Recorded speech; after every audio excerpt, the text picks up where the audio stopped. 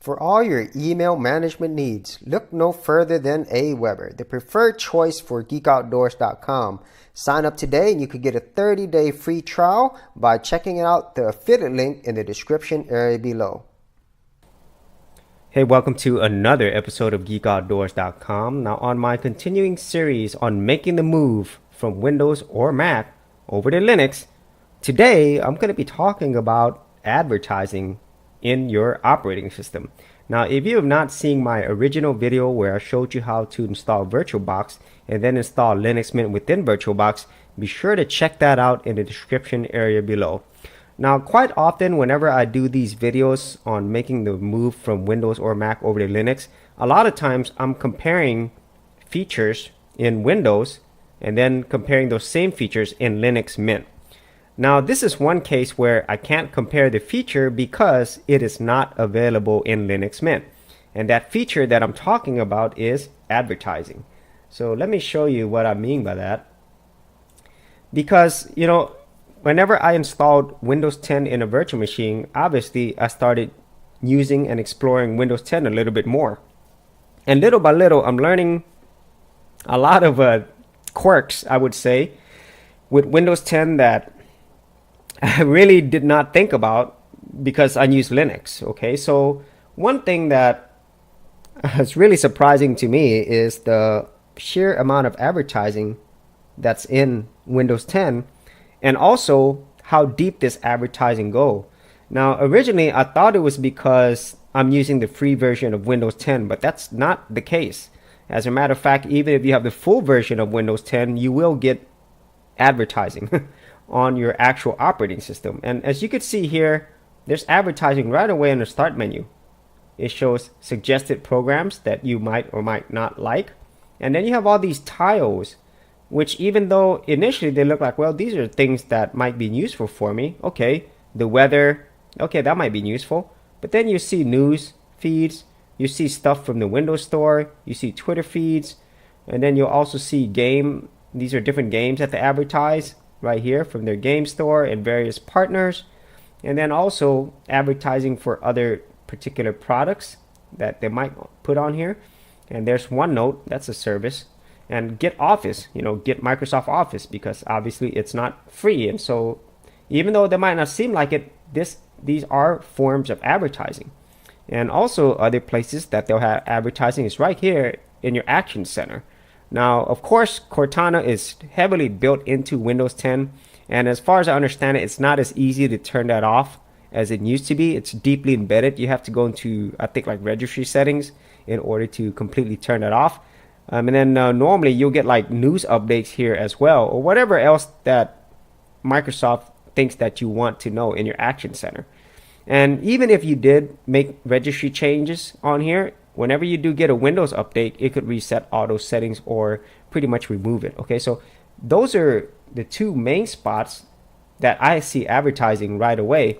But there's also advertising every now and then on my taskbar and even on my actual file explorer of all places. There'll be advertising for actually services like OneDrive. Okay, and like I said, that's not just for the free version of Windows. That's actually in the full paid version. And other places that you might see advertising is actually in your lock screen itself. And so if I go here and then I go to my lock screen right here, you'll see very subtle types of advertising. Let me see if it comes up. It might or might not. So let me try that again because I know it came up previously. So let's try that again. So we'll go here, let's go lock, and I'll see if it comes up. And I'll explain to you where that advertising actually comes from if it shows up. Well, it doesn't show up, but before it would show advertising for Microsoft Edge. Okay, so maybe I could show that later. And that's a feature that's in Windows, and I'll show you what that is. So maybe I could show that later if I could try that again. So that is just some of the places that I've seen the advertising. Now, one of the things that was really confusing to me was I thought there would be an easy way to turn this off. But as it is in Windows, a lot of things are not so straightforward, okay? So for myself, I kind of thought it would be in notifications. And some of it is in notifications. But it's split all over the place, and it's, worded in ways that you're not sure of whether or not this will turn it off. See, like these here, I'm not sure if these will turn off the advertising, but I know this one, this will turn off some suggestions, but not all suggestions. And then these notifications from different programs as well. So here I said news. Okay, I don't want any notifications. So I kind of thought that would turn that off in the tile. So I turned it off, but it still shows up. And so, like it's like you're not really sure. And even if I go to other settings, right, there's another setting called personalization. And this is where I try to show that lock screen, because right now I can't access some of these because I have to buy the full version activated. But there's this thing called Windows Spotlight. And so what should happen is whenever Windows Spotlight is the default, it will show different suggestions of apps that Microsoft might want you to use. Okay, now you can just choose an actual background. Okay, but that's the default. And other places that it'll show advertising is on your start menu. Like, once again, I can't change any of these, but it's right here. Occasionally shows suggestions in start. Okay, and so there's taskbar. There's also sections here as well for different notifications. And you could see here, it could kind of get confusing to know whether or not it'll turn that off. And then I even had to go into privacy as well, because here it's kind of similar, but check this out. Let apps use advertising ID. Okay, so I turned it off, but as you're going through this, sometimes you're not sure if turning things off, like some apps need access to your notifications to work as intended. Just imagine, like, just a general user, you're not sure if that's gonna prevent certain things from working on your computer. You see, like, I turned all these off because I don't want to have them to have access. But what I'm saying here is that there's not one simple place where you could just go and say, hey, let me turn off advertising. Okay, like if I went here for the very first time and I thought, okay, I want to turn off news notification, I would think that would turn it off, but that didn't turn it off.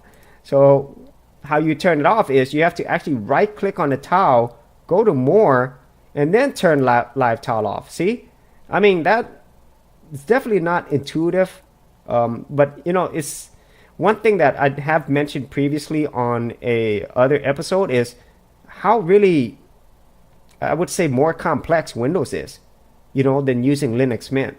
I mean, just imagine, just these things alone, just turning off advertising. There's not one easy spot. It's not you. How would anybody know to do that? You see what I'm saying? And then, like I said, things that would be intuitive. I would think that if I switch it off here, it would turn it off, but that's not the case. And also, as I mentioned earlier, they're spread out where these notifications are all over the place. And these are not real. I mean, like, who would know that would offer some type of advertising? I wouldn't know that. Or that when they say show suggestions, is actually where to show advertising, like right here. That would be suggestion, right? But, you wouldn't know that. I mean, if I didn't actually do a search online to find out how to turn off some of these things, I would not be able to shut off all this advertising here. You see? And so this is, one of the things that really bothers me about Windows, and has always bothered me, but with Windows 10, it's pretty bad, actually. They're doing a lot of things, and, this has been talked about to death in terms of privacy, but, man, there's so many things that Windows 10 does. And even though they give you the ability to turn it off, it is not intuitive, and it's all over the place. And then even if you were to turn it off, if you get a Windows update, which you most likely will, you'll get multiple updates. A lot of times Microsoft will reset those settings that you put. Or they might also add new features, as like they like to call it, that actually is going to probably do more advertising. Okay, so I mean, in an ideal world, it would be similar, I think, to Linux, where it's just very simple for you to turn things off. If I were to go back to my my Linux settings, if I go here to settings, things are very intuitive. You see, I mean, like for example, privacy, on and off. That's it. It's very simple. It's not like all over the place. Okay, I mean, if you do use a lot of Linux type programs or operating systems, you'll notice that it's very simple. See, notification on, off. That's it. I mean, there's not like multiple places where you could have different types of notifications, and they're not worded in a way that will make you wonder whether or not turning things off will actually hurt your user experience. Okay, whereas in the whole Windows 10 world, you're not really sure if turning things off like this prevents an app from working correctly. You see? And so that's really confusing. And once again, even things like this, when you do this lock screen and Windows Spotlight, I have no idea what that means. But what it really means is they can actually advertise to you. So let me see if I can show you that again, if that works. Let's go ahead and go back to full screen. Let's see if this works again, because it did show me an ad earlier, or they were actually promoting one of their products, which was their Microsoft Edge browser. Let me try that again to see if that works. And so this actually pull it from the internet, the Microsoft. And so, yeah, I can't get that to work. But I guess you get the point. If you are from the Windows world, obviously you're just using Windows all the time, you wouldn't think this is a big deal. But all of these things are advertising. And for a lot of these settings, they're on by default. So Microsoft and their partners are continually collecting data, so then they could advertise more things to you. And don't get me wrong, I understand having advertising, but what I don't understand is having advertising within your operating system, even in places like your File Explorer, and also especially on an operating system that you paid money for, and that you continually have to pay money for other things, like licensing and so forth, and especially if you're going to put up multiple machines. And so that is basically my, I would say, rant on Windows 10 advertising. I didn't think about these advertising aspect of Windows 10 until I started using it more within this virtual machine. And so if you had any thoughts on Windows 10 advertising, or just advertising in general, which I think really only exists in the Microsoft Windows operating system, because I don't think that advertising is built into Mac OS. I do use Mac OS more now for work, but for Linux, for sure, at least for Linux Mint, there is no built-in advertising, into the operating system itself. So anyways, you had any thoughts on it? I'd like to know what your thoughts are. And as always, if you did get value out of these videos, leave a like and subscribe. And if you wanted to support my channel further, you could do that at patreon.com/Geek Outdoors. Thanks for checking out this episode. And as always, if you like these videos, be sure to click on the subscribe button.